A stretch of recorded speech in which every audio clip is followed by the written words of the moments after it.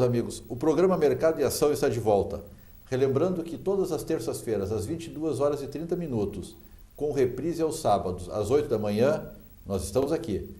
Também pela internet www.poatv.net. Você nos assiste online e também pelo seu celular. Nós estamos recebendo hoje Carlos Fetti Paiva Neto, gestor executivo, diretor executivo do Cindy Lojas, né? Exato. Também foi chefe de gabinete da Secretaria dos Direitos Humanos e da Segurança. Foi na época do Kevin Krieger como secretário, não? Exatamente, em Correto? 2008. 2008. Ex-diretor administrativo da FASC, ex-diretor administrativo da SMAN, Secretaria Municipal do Meio Ambiente, e atualmente secretário adjunto da administração do município. Correto? Corretíssimo. Que beleza. Fetti, vou chamar de Fetti, posso? Por favor. Perfeito. Você esteve em Cuba, agora na primeira quinzena de maio. Quais foram os objetivos dessa viagem? Bom, a viagem ela foi feita em dois sentidos. Um de turismo, propriamente dito, né? Fui acompanhado de um amigo, né?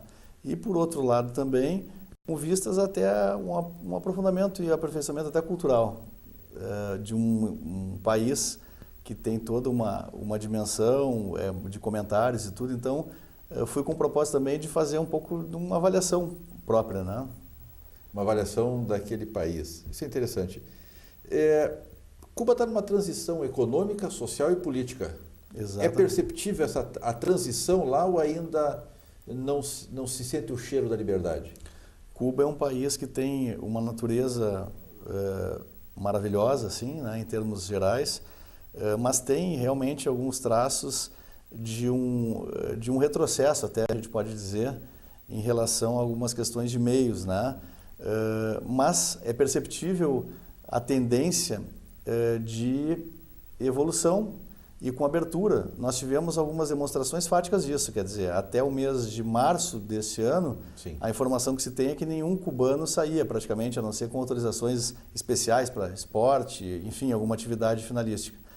Agora, está havendo uma liberação, inclusive nós conseguimos, na nossa volta, perceber que alguns cubanos iam para o Equador, para Quito, estariam já fazendo viagens por opção, o que demonstra uma evidente proposta de abertura, né, do regime político. E na questão econômica, percebe-se já alguma empresa nova instalada lá, alguma empresa tanto dos outros países, enfim, multinacionais, filiais, empresas novas, que sempre houve uma restrição muito grande, principalmente na área de fornecimento de insumos? Essa é uma questão assim, só para contextualizar um pouquinho, Cuba tem 1.250 quilômetros quadrados, né, quilômetros de extensão, perdão. Na ilha são 14 províncias, o que equivaleria aos nossos estados, com 169 cidades. Essa é a dimensão territorial e a divisão política. O que nós percebemos? Assim, uma economia combalida realmente, né, com muitos problemas, baseada na extração de petróleo, um petróleo extremamente rico em enxofre, o que impede a utilização desse insumo para combustível de veículos. Ele é basicamente para a utilização energética. Cuba exporta 20% desse petróleo. E o que se percebe é que alguns países, como o próprio Canadá, o Brasil, agora mais recentemente, e a Venezuela, são os principais parceiros de Cuba, além da Rússia, propriamente dita, que foi quem iniciou o processo. É uma coisa que nos choca um pouquinho culturalmente, nós chegarmos na hora no litoral e ver aquelas bombas de extração de petróleo, que lembra muito a década de 30 americana no Texas, né? Aquelas bicos de papagaio? Exatamente. Então, as refinarias, a gente consegue algumas no trânsito, assim, que nós percebemos a existência, uma economia baseada muito na extração da cana-de-açúcar também, e foi um dos maiores exportadores mundiais. Hoje perdeu isso. Cuba, né? já está usando a cana-de-açúcar para a produção de energia? Olha, realmente, a utilização principal da cana, pelo que se percebe, é para o açúcar em si, e muito o rum, que é um produto que é manufaturado por eles, né, que é de excelente qualidade. Então, são os produtos que eu diria que são os principais na utilização da cana-de-açúcar. Aquele sistema de extração de petróleo que tu falaste, aquele que fica o cavalo mecânico, chamam que fica naquele movimento, ele é muito utilizado quando o reservatório de petróleo é superficial, vamos dizer, superficial. Superficial seria até 1.000 metros, nessa ordem. Então ele tem uma extração, quem se criou para fora conhece aquelas bombas chamadas carneira, é um sistema muito parecido com aquilo. Exatamente. E a questão do enxofre realmente é um problema no refino do petróleo, ele pode gerar, mas ele gera... O enxofre ele é muito complicado no processo porque ele se torna ácido. Se nós compararmos o Brasil com Cuba, aonde nós estamos na frente, aonde eles estão na frente, dá para fazer esse paralelo? Com certeza, quer dizer, foram 7 dias, né, que se ficou lá, e essas imersões elas são muito interessantes, né, eu costumo, quando viajo, me adaptar muito à realidade local e eu tenho uma tentativa, assim, de ser muito rápido nisso, assim, né, então essa imersão, embora não tenha sido de grande profundidade em termos de tempo, mas no curto espaço de tempo nós vamos começar com uma comparação cultural, assim, né? Nós temos o nosso samba aqui, eles têm a salsa, existe uma configuração, assim, pessoal que é muito amistosa entre brasileiros e cubanos, existe uma identidade, né? Que se percebe. Uma diferença básica, isso nós podemos avaliar bem, é que o nível médio cultural da população, já que o Estado provê alguns meios, eles realmente têm uma educação de base, de alicerce, me parece que bem qualificada, destoando até da nossa situação, pela própria dimensão do país. São 11 milhões e 270 mil habitantes que tem, né? Em Havana nós temos 2 milhões e 200 mil habitantes, então o nível médio cultural é muito bom da população em relação ao que nós temos no Brasil. Temos uma situação que, em termos de saúde pública, um tratamento que eles priorizaram bastante. E nós não temos uma situação... Todo mundo tem acesso à saúde? Todo mundo tem acesso à saúde. Algumas garantias o Estado provê.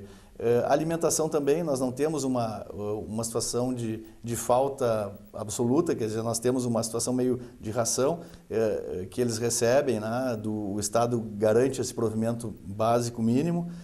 Então, mas existe também, por outro lado, agora um outro aspecto que é negativo, é uma cultura fechada, as informações ainda são cerceadas em termos de acesso, e isso diferencia muito o Brasil. Nesse aspecto a gente vê uma situação bem contraditória.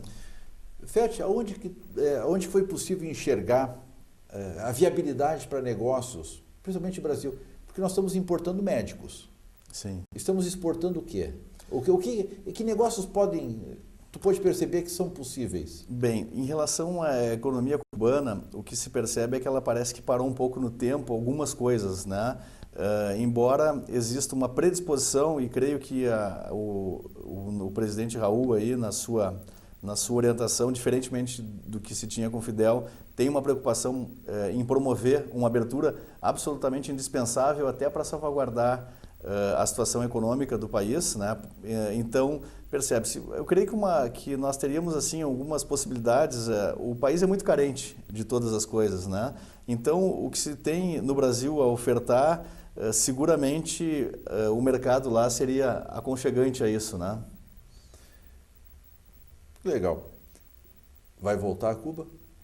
Quem sabe, numa outra oportunidade, né? Esperar um pouco passar o tempo para poder fazer uma avaliação, mas é um lugar muito bonito, um país, o povo muito amável. A indústria do turismo lá é fantástica, né? Hoje dá para se dizer, inclusive eles têm duas moedas, né? O peso local e o peso cubano, o cuca, que eles chamam, que esse está 15% valorizado em relação ao dólar.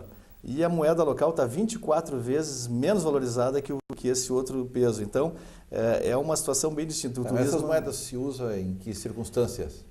Esse cuca, essa moeda de troca turística, ela é exatamente para a arrecadação de divisas. Então, o euro, o dólar canadense, o próprio dólar americano, eles são as moedas que são bem-vindas à economia deles. Então, eles acabam utilizando essa moeda, que é um pouco artificial até o mecanismo, mas muito criativo, inteligente, a maneira com que encontraram, de exatamente distinguir e poder ampliar essas divisas internas, né? Então, a atividade turística é a base de tudo lá. Legal. Ficamos por aqui. Fete, agradeço a tua presença, foi bastante esclarecedor e percebemos a grande oportunidade de negócios, e também nós podemos talvez aprender um pouquinho com o turismo, que lá é uma indústria, como disseste, bastante rentável.